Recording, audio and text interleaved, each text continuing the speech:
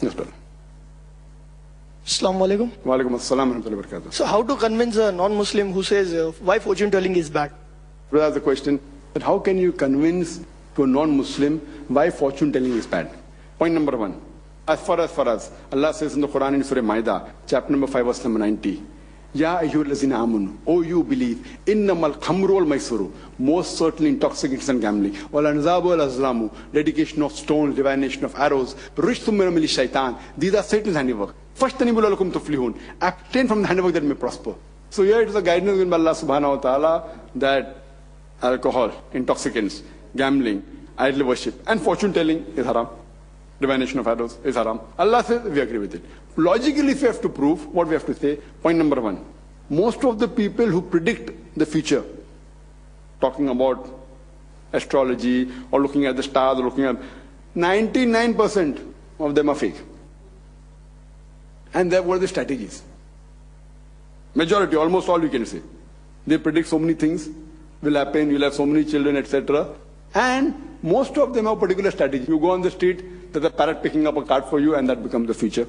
You go to a machine, put your date birth, something happens.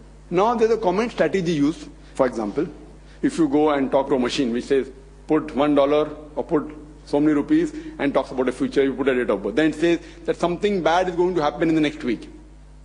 Even if 100 good things happen, one bad thing will happen. Sahi nikla. Next person will say something good will happen in the next 1 week.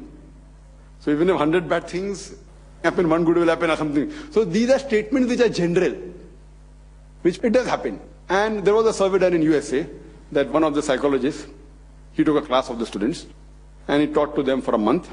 And at the end of the month, he told them that I will write about your past. To every student, 100 students are there. And he said, don't open a sheet. To every student, I'll write what happened in your past because I stayed with you for 1 month. Now I know about your background history, everything. So he wrote to every student, individual student about his past. He said, okay, now keep the sheet closed, open and give me marks. How accurate have I been? So when all the students opened the sheets and more than 95% told that the teacher was 98% accurate. 5% said that he was above 90%.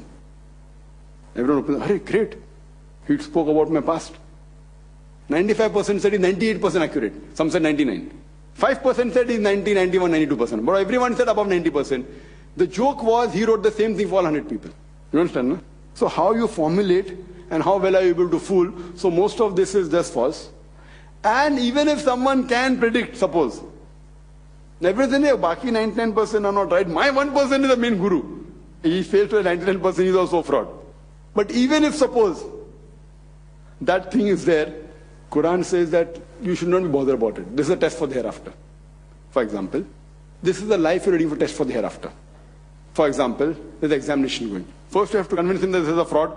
That's the main answer. Second answer is that this is a test for the hereafter. We're undergoing a test according to Islamic follow. Then you're talking about Allah subhanahu wa ta'ala, Surah Mulk chapter number 6 and verse number 2, Allazi khalaqal mawta wal hayata. It is Allah who has created death and life to test which of you. This is a big answer, no? The second part to convince that 1%. No? That is the test for the hereafter. And when we are doing an examination, you have to follow the rules and regulation of the examination. The examination, haram, haram. They say, why haram? For example, in examination, the teacher says copying is haram. Leaking of the question sheet is haram. Why haram? If it leaks, I get 100 out of 100. Correct? But you as a good parent, will you tell your son, okay, wahan milta hai 50 rupees mein paper. You can get the paper. Maybe a bad parent will say, jaan dena kya haram hai. मेरे बच्चों को तो medicine में seat मिलेंगी लेकिन वो मारेंगे बच्चे लोग को मेडिसिन में he'll get a seat when he passes he'll kill the people rather than cure them. You understand, na? So here, if you get the question sheet, it's not going to benefit you. Allah knows that. That doesn't mean no one can. A few people can. The percentage may be 0.1, whatever it is. Not that they cannot predict. But prediction is wrong for you for your future. It's going to harm you more than cause you good. So even if you get a question paper of the 10th standard exam or 12th standard exam or an MBBS exam, you may think for short term, he'll get gold medal. But finally when he sits to treat the patient, he will not cure them, he will kill them. So those people who honestly say yes, getting the question paper in advance is wrong. But yet some people will be cheaters who will say, jaan dena. So Allah knows best that knowing your future will cause you more harm in the akhirah. So in the real test, this examination you sit at the end of the year.